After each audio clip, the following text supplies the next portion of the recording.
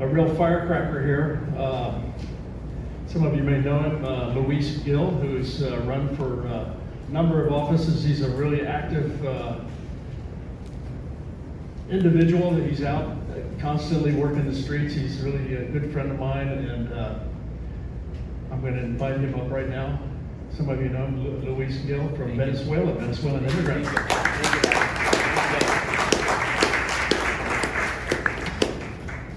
Well, I was going to comment a different fatigue, but we're campaigning right now. And this is the best I can be right now. I spoke with several candidates.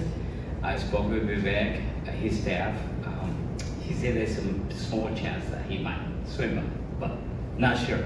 But instead of that, I brought some other friends that you might see, you have a chance to see them. But like my friend said, Marco said, originally from Venezuela, came in indirect way, but direct way thanks to my mother. When I was 16, my mother died at 35 years old. But she always told me that you're gonna go to this place. And he was pointing out the United States in a map. And I was 5 years old, but not a big deal. So during the process of her illness, cancer, it was more evident that was what's gonna happen. But I was in high school, so no clue of any of that. So as she passed, it was my last year of high school, a friend of a friend of a friend knew the wish of my mom. And there was a phone call. And during that phone call, they simply asked me, where do you want to go? And have the opportunity to go any part of the world. And watching movies, I said the United States. Where in the United States? Miami, LA, Washington, New York, because that's what I saw in the movies. And this particular person that I watched, and I always has been guided by faith. There's no other way that I landed in front of you here today. And I made a plan. Almost impossible. So I got the phone call. I went to say goodbye to friends. I said, you got 2 years, you got a year to go. Put your stuff together, make your plans, and let us know, and we'll make a phone call when you're leaving. I went to visit, say goodbye to people in Venezuela, Caracas, and one guy was coming out of the elevator and simply asked me, hey, you're the guys leaving. And he goes, go to Ohio. Imagine this. Here I am. So going forward, to learn English, I was watching TV. Remember back then, I'm gonna say over 30 years ago. It was longer than that. I stopped at 30, so whoever said, when you get here 30 years ago, all right. So even though there might be 40, I have no clue. So I learned English with Ronald Reagan. He was the president at the time, I was 18 years old. What a better way to, and guess what the C was? Planting the seed. Not only to be a great American, but also planting the seed of conservative, love for this country, saying things that are like, that makes sense, but I was learning English, I was just like. So I started volunteering in different scenarios during voting year, I volunteered at the Early Voting Center, I volunteered everywhere, and guess what I was doing? Practicing English. So, going forward, because there's so much to do, imagine being from Venezuela, leaving Venezuela when it's a democracy, change to socialist, and a disaster happened less than a month ago. Total disaster they never seen in the world. 2 earthquakes back to back within 39 seconds apart. 7.2, 7.5. And by the way, we had one in Mexico a few days ago. And I always been passionate of helping the Latino community, trying to put to them what a great country it is to be here.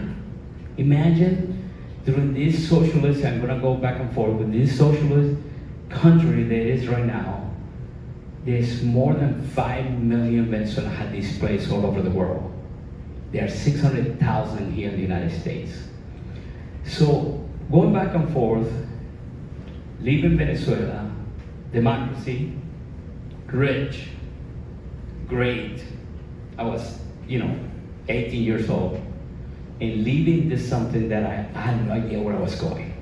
My mom was gone. My dad was trying to make the best of us. My youngest brother was 5 years old. And by the way, we all here, one by one, great professionals, and so on. So and sorry that I'm going back and forth, by planting the seed on one, now we're 47. I have 5 kids, 7 grandkids, 2 on the way, and my brother the same, my sister the same, and every single one loves this country. Well, we planted the seed. All conservative. Because when we started it, right here. That's where they see, that's where they learn, that's what's in their chip, back in there. So, coming to Columbus, Ohio, there was only 5 Venezuelans 30 years ago. It's a little more than that, 5. Now we are 6,000 and 35,000 in the state of Ohio, all conservatives. Now we're going through this process that's happening with immigration and all that stuff that is very tough. But guess who I fought for that? The previous administration. The border. That was a mess. And who came to the border? You guys remember the Ronald Reagan and Fidel, that he did amnesty, and Fidel cleaned the jails, and guess what we got? Florida. And remember that movie, The Marielitos, where total mafia, blah, blah, blah. Guess what happened in Venezuela when the borders, the United States, was open? Our president at the time was dictator at the time, which is now in jail in New York, opened the jails. And we got the worst of the worst.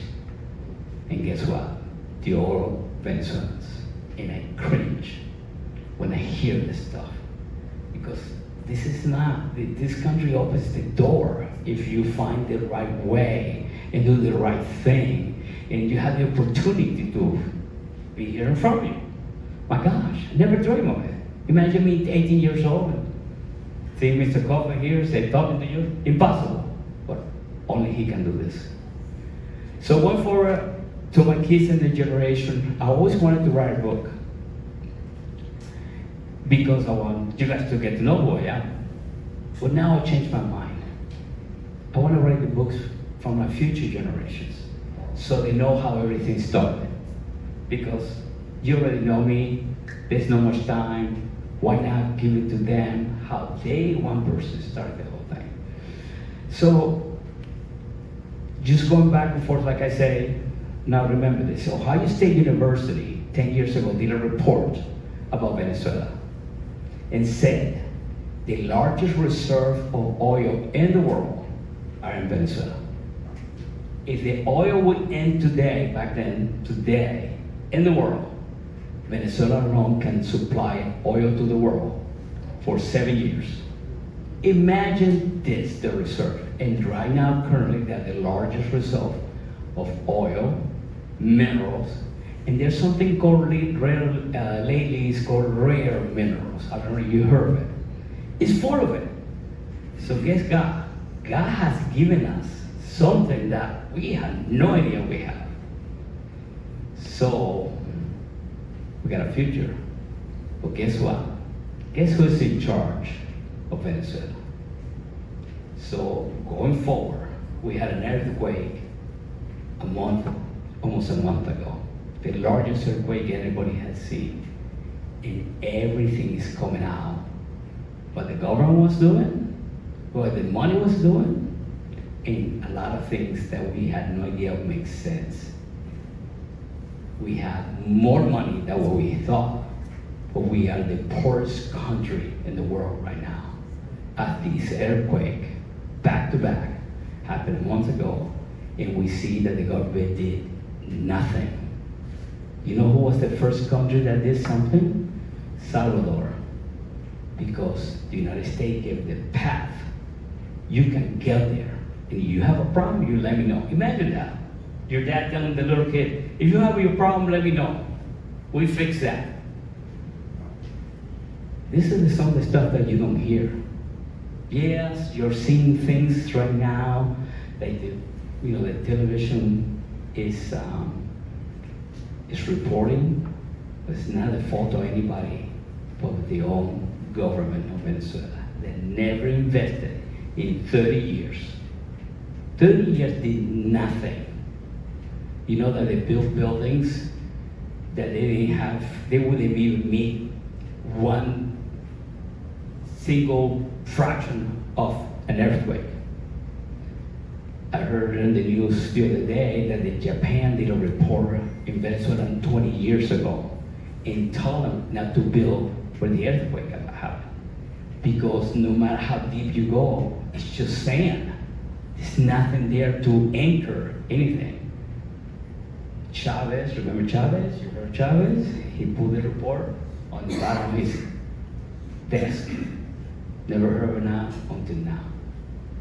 So there's so much happening. One of the things that worries me is what will happen in this country if we don't do the right food in the right way, the right things.